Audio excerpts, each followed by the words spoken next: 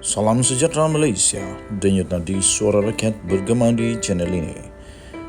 Jangan lupa tekan butang subscribe, like dan share. Malaysia kita punya, cintai Malaysiaku, kita jaga kita.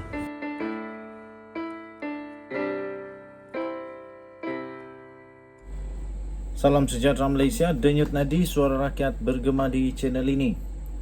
Satu demi satu tangkapan sudah dibuat, tapi tiba-tiba kemarin Tan Sri Muhyiddin Yassin buat pengakuan yang amat pelik dan mengejutkan.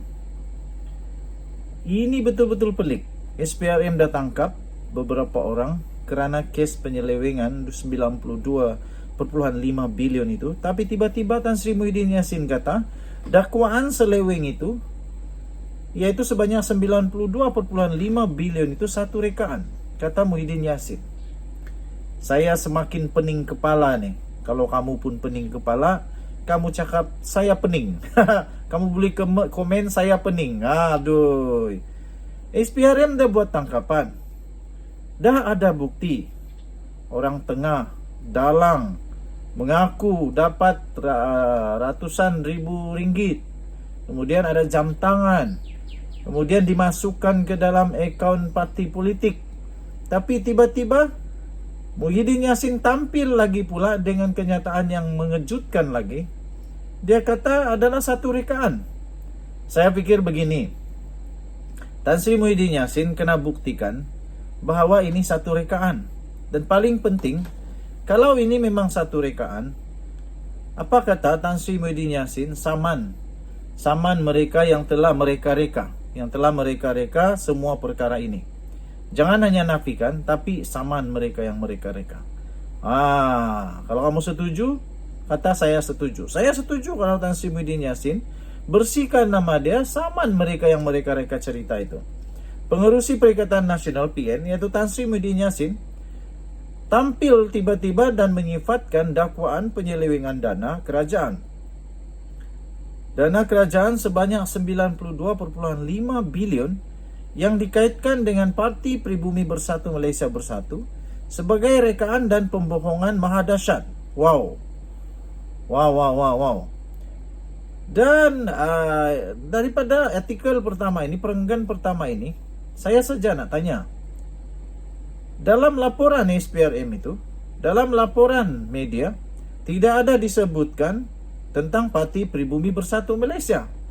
Yang ada disebutkan hanyalah disebut ialah dimasukkan ke dalam akaun parti politik. Tidak disebut Parti Pribumi Bersatu Malaysia. Tapi kenapa laporan ini pula tiba-tiba disebut Parti Pribumi Bersatu Malaysia? Dalam satu hantaran di Facebooknya pada hari Selasa, ahli Parlimen Paguh itu berkata, andaian yang mengatakan bahawa beliau dan Bersatu mempunyai dana berjumlah 4.5 bilion hasil daripada pengambilan komisen daripada dana tersebut melalui individu tertentu adalah tidak benar sama sekali. Yang ini pun saya tak pernah baca. Saya tak pernah baca mana-mana media melaporkan ada dana berjumlah 4.5 bilion yang tidak katakan diperolehi oleh Bersatu melalui pengambilan komisen. Saya tak pernah baca tentang perkara ini dari mana-mana, artikel, laporan, tak pernah. Tapi kenapa tiba-tiba Datuk Tan Sri Muhyiddin Yassin menafikan dana ini yang tak pernah nak sebut? Dan juga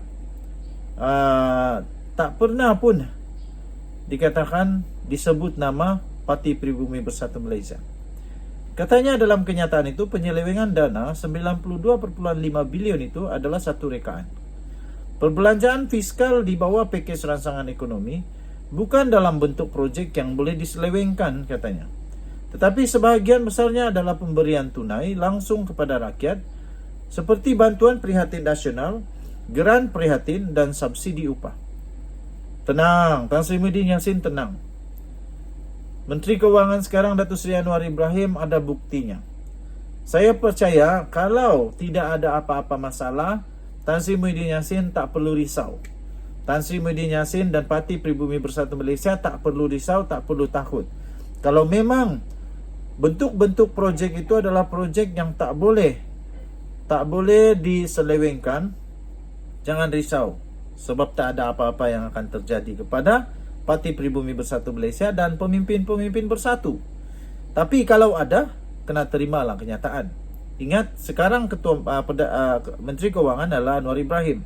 Dia ada semua rekodnya. Katanya, bagaimana dana ini boleh diseleweng jika ia merupakan pemberian tunai langsung kepada rakyat.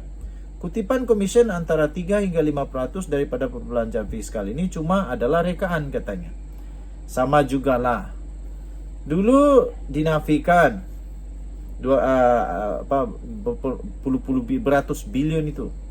Lepas itu satu persatu rupanya ada projek. Rupanya nih. Nah, sekarang baru dinafikan bahwa ini bukanlah satu projek yang boleh diselewengkan kerana ini adalah pemberian tunai dan geran prihatin serta subsidi upah.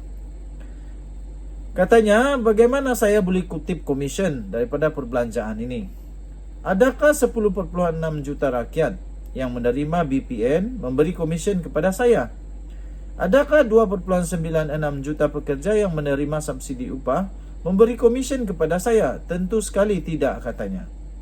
Pada 6 Januari yang lalu, Sinar Harian telah melaporkan seorang ketua pegawai eksekutif CEO sebuah syarikat telah ditahan pada Khamis kerana disyaki mengutip komisen sebanyak 3 hingga 5% daripada kontraktor yang ingin mendapatkan kontrak kerajaan. Sumber juga memberitahu Suruhanjaya Pencegahan Rasuah telah pun membuka beberapa kertas siasatan membabitkan 5 individu yang disyaki berperanan sebagai orang tengah bagi beberapa kontrak kerajaan yang diberi secara rundingan terus. Katanya kontrak-kontrak berkenaan dianggarkan bernilai sehingga di antara 50 juta hingga 500 juta di bawah pakej rangsangan ekonomi di mana dana keseluruhan berjumlah 92.5 bilion. Mengulas mengenai perbelanjaan bersatu yang disifatkan sebagai agak mewah pada pilihan raya baru-baru ini, Muhyiddin berkata, sebagai parti politik, Bersatu mempunyai dana hasil sumbangan pihak yang menyokong perjuangan parti itu. Beliau yang juga Presiden Bersatu berkata, akaun partinya diuruskan secara telus dengan setiap terimaan dan perbelanjaan direkod, diaudit dan dibentangkan dalam Perhimpunan Agung Tahunan mengikut kehendak Perlembagaan Parti dan Akta Pertubuhan 1966. Bekas Perdana Menteri itu berkata, setiap sumbangan untuk pilihan raya juga dimasukkan ke dalam akaun parti dan beliau percaya Bersatu tidak menyalahi mana-mana undang-undang sedia ada. Mengenai perbelanjaan pilihan raya Perikatan Nasional yang dikatakan agak mewah dengan bendera, baju dan merchandise yang banyak, saya hendak ceritakan perkara yang sebenarnya, katanya.